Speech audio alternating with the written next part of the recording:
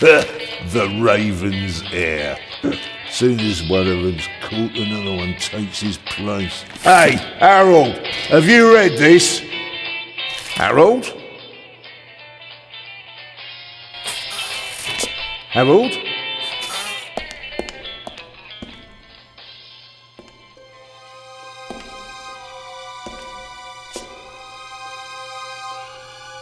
Harold, you hear me? This is no time for fun and games.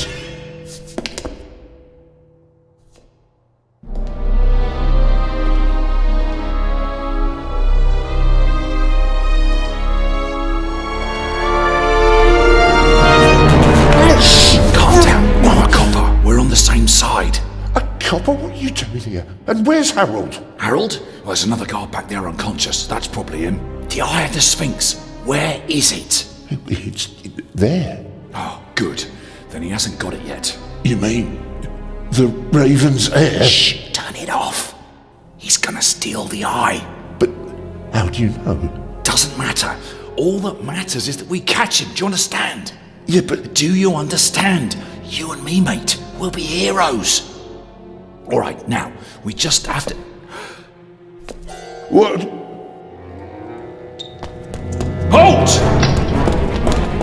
Stop! You're under arrest!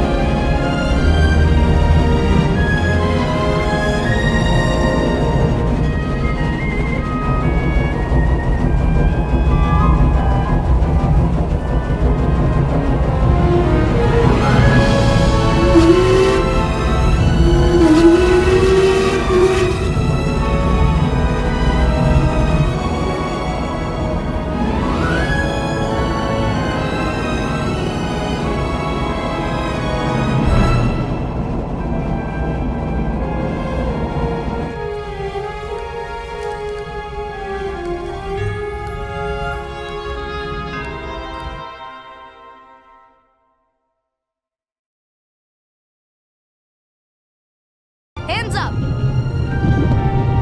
I don't have time to play. I'm on duty.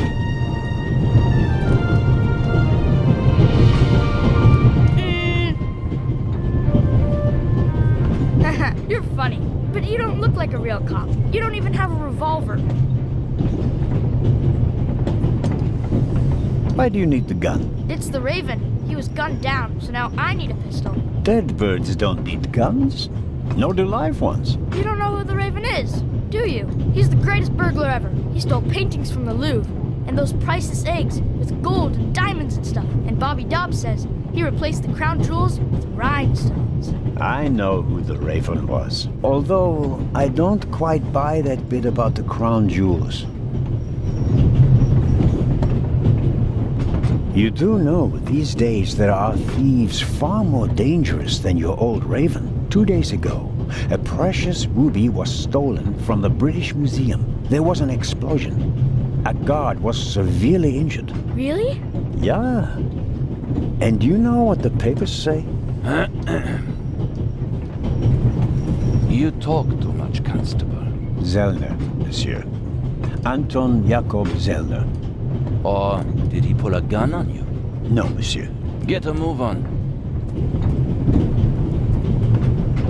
Inspector Legrand, it's a great honor to work with a celebrity like you. We appreciate the support of the Swiss police, but it'd be better if you'd remain seated and keep an eye on things.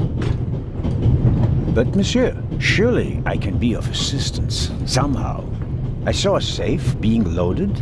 We have everything under control. If you'll excuse me, I'll be in the first freight car at the back of the train for the rest of the trip. I'm not here to enjoy the beautiful scenery. I am a good observer, and I have finally honed powers of deduction. Thanks to that? I watched the people on the platform in Zurich. I know, for example, that man over there is a violinist. That would be more impressive if there weren't a violin case next to him. And I believe that the gentleman in the next carriage is a German doctor on his way to Italy to take up a new position. And what gives you that idea? There's the rod of Asclepius engraved on his cufflink. And he's carrying a German-Italian dictionary. Maybe he's just taking a holiday in Italy, following in Goethe's footsteps. Too much luggage. And no, he's not retiring to Italy either. The suitcases are too shabby for me to believe that he can afford to retire in his late 50s. All right then, Constable... Zellner. Constable Zellner. If you're such a clever fellow, what am I doing on this train? I think you're guarding something. Oh, really? And what might it be?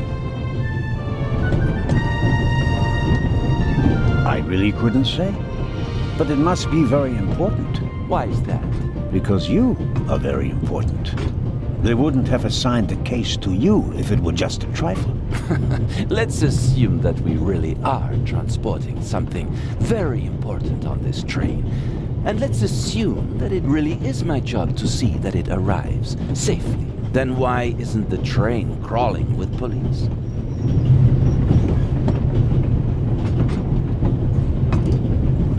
There are enough police on this train as it is. If there were more, they'd only get in each other's way. I can assure you that I'd pack every seat in every carriage of this train with police, if it were a matter of deterrence. You're saying you don't want to scare off potential thieves? Ah, you're laying a trap. That would explain why it's just me, and not the army, n'est-ce pas? All the same, I can't comment on your speculation. Well, that is impressive, I admit. But the fewer people involved, the better. We'll get along fine without you. You won't. Won't? Pardonnez-moi. I can help. And I will help. You're in my country, and I've been ordered to assist you. And that's exactly what I'll do, whether you like it or not. Clever and stubborn. Your commitment speaks volumes, Zellner. But this is my show, and I don't need you. Bon voyage. But how do you know?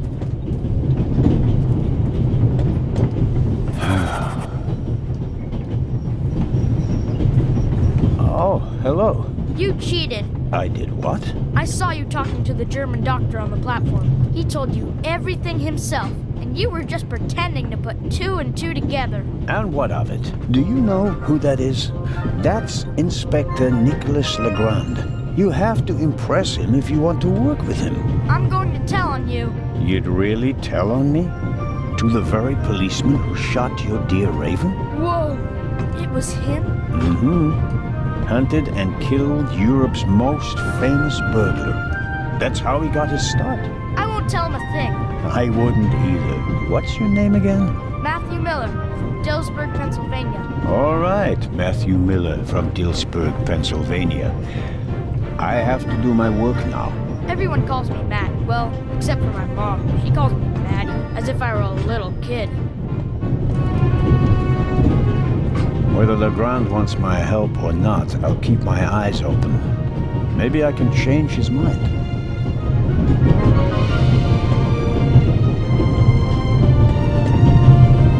This morning I thought I wouldn't be hungry because of all the excitement.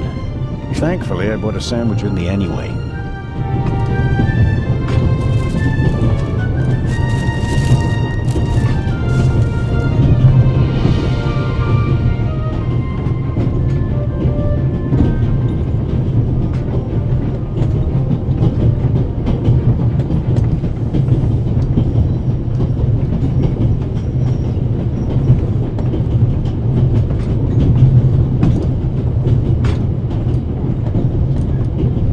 was so excited that fortunately, I'd bought.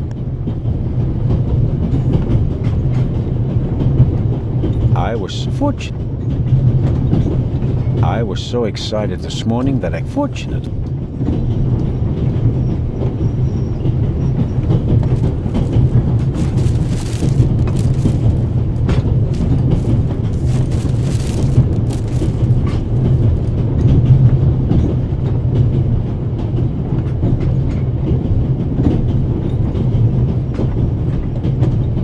I wrapped the apple core in the sandwich paper. That way I can carry it without making a mess of my trouser pocket. Still, I'd prefer not to have to carry them all day.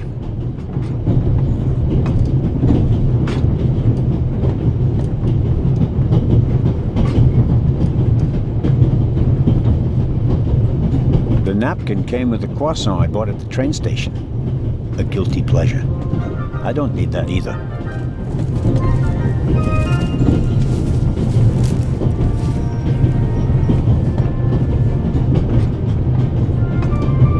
Every table has its own wastebasket. Practical.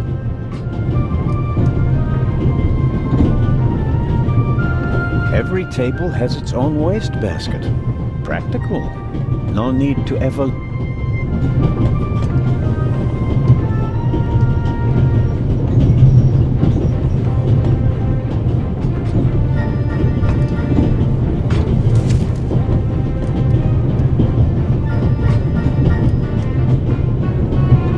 All right.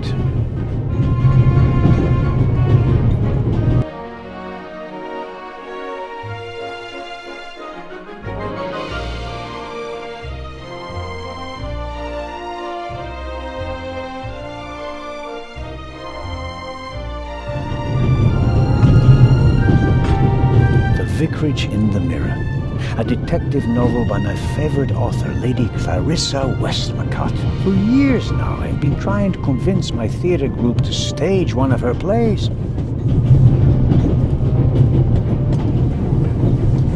We Swiss are crazy about trains. We don't just have a lot of railroads. We have the most beautiful ones in the world.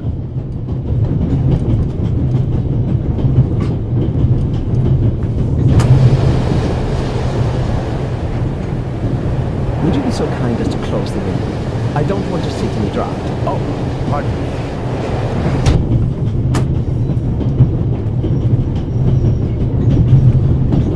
The violinist is a good-looking fellow, and he's traveling through the most beautiful mountain landscape in the world. But one can only hope that his violin is better tuned than he. Hello, sir. Hello. Are you traveling to Istanbul non-stop? No. I'll transfer in Venice to a ship. I'm on my way to Cairo. Cairo? I'm performing at the reception in the Egyptian Museum there. I'm sure your recital will be a great success. But tell me, did you notice anything unusual on the train? Anything unusual? Persons acting suspiciously, for instance. For heaven's sake, is there cause for concern? Everything is in order, sir. We Swiss are just very cautious people. I understand. No, I didn't notice anything. Have a good trip. Thank you. The violinist is a good-looking fellow. One can... Very kind of you. Thanks. Oh, pardon me. No problem. The uniform is waterproof. Mr... Lucio. Professor Edgar Lucio. Oh, a professor. Are you a scientist?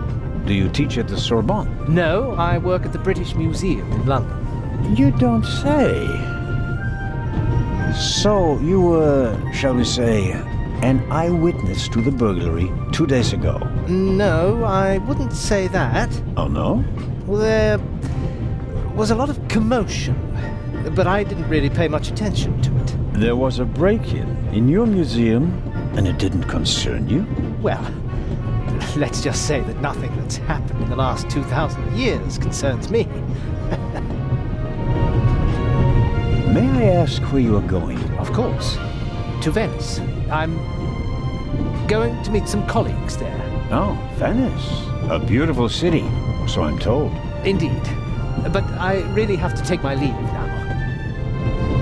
Just a moment, please. The famous Inspector Legrand is on this train. I imagine you know him. No, should I?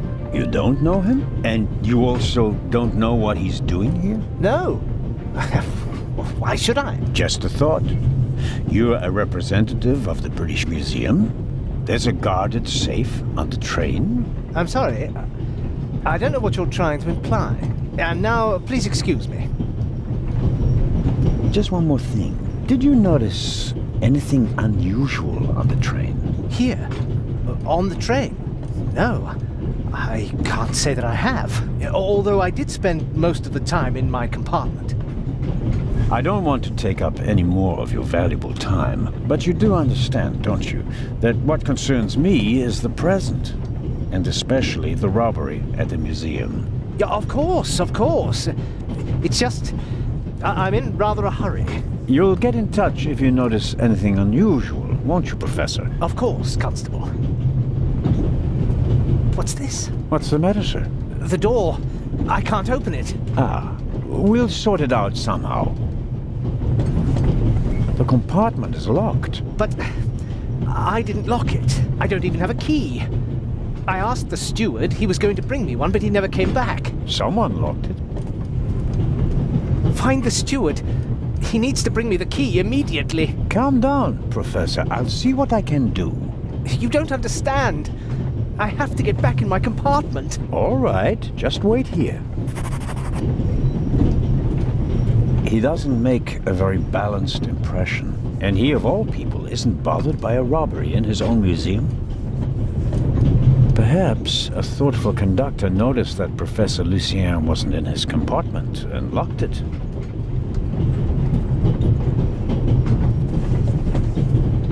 You can easily lock the compartment door from inside by turning a little knob.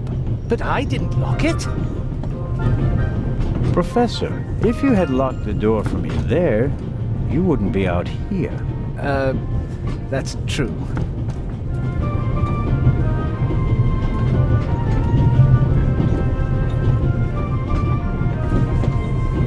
The little label on the door reads Baroness von Trevitz. Blue blood on the Orient Express.